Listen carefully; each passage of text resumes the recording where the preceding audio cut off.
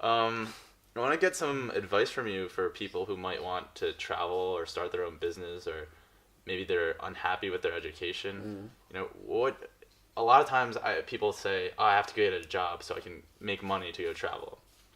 But I know that's not true because you, Daniel, and Sam have all done it without, like, Daniel and Sam, and I'd love to get them on here sometime. But you all just sort of left college or after or in the middle of it, and then decided I'm gonna figure out how to travel and make money on the road. And so what are some of the things that you did to do that?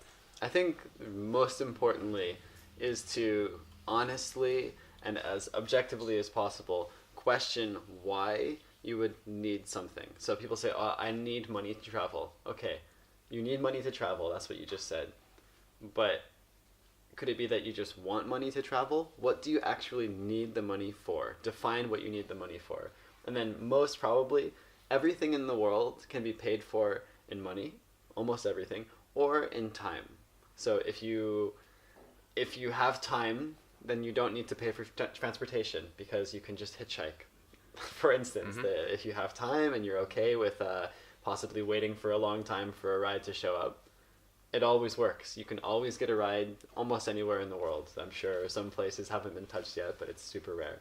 But if you need food, there's food being thrown out all over the world. And you're an expert on the food thing. Daniel's told me some dumpster diving, right? Yeah, dumpster diving. So grocery stores will throw stuff out.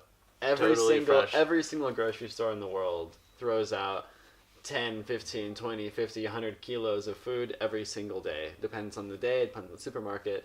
But it's perfectly good food, and they're systematically doing this every single day.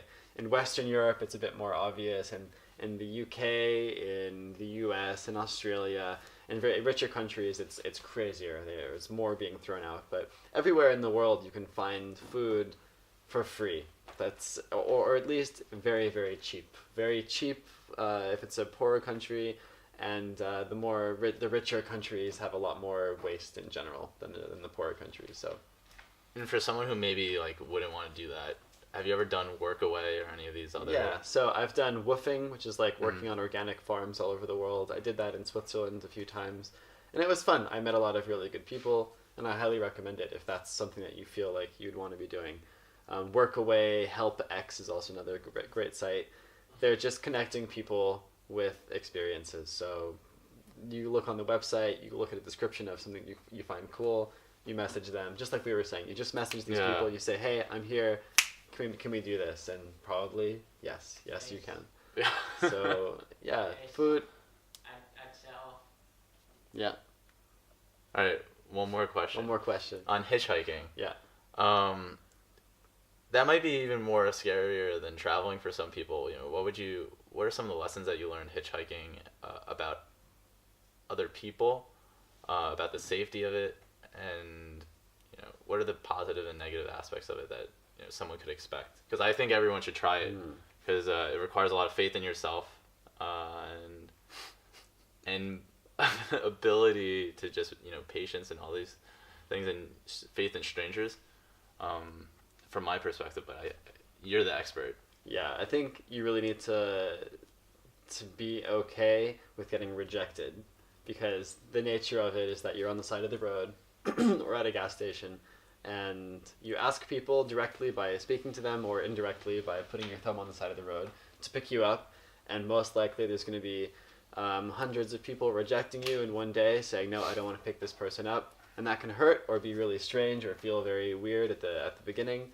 But afterwards you realize that everyone's got their own life. They've got their own... You have no idea what other people's experience is and other people are going through that day. So you can't assume anything about anyone. And the one car that stops after a few go by, it's probably going to be someone that wants to pick you up, and they're excited to help you out. And it's a very positive experience. That's been my experience. So there's an element of self-selection. The person who's picking you up is like-minded to the person who's looking for a ride. Yeah, exactly. A person that hates you and doesn't want to pick you up is not going to pick you up. They don't stop. They just keep on going. So, yeah, as long as you keep your eyes open, and if the person is obviously drunk or completely high on heroin, you can always tell them no. Yeah, you just say, "No thanks." have a great day. It's fine. It's nothing. There's no contract. It's just seeing what other people are like, and if you agree with their current state, you get in, and it's great. Amazing. Jason, thank you for doing this. Thanks, buddy. I'm off to Switzerland. Excellent.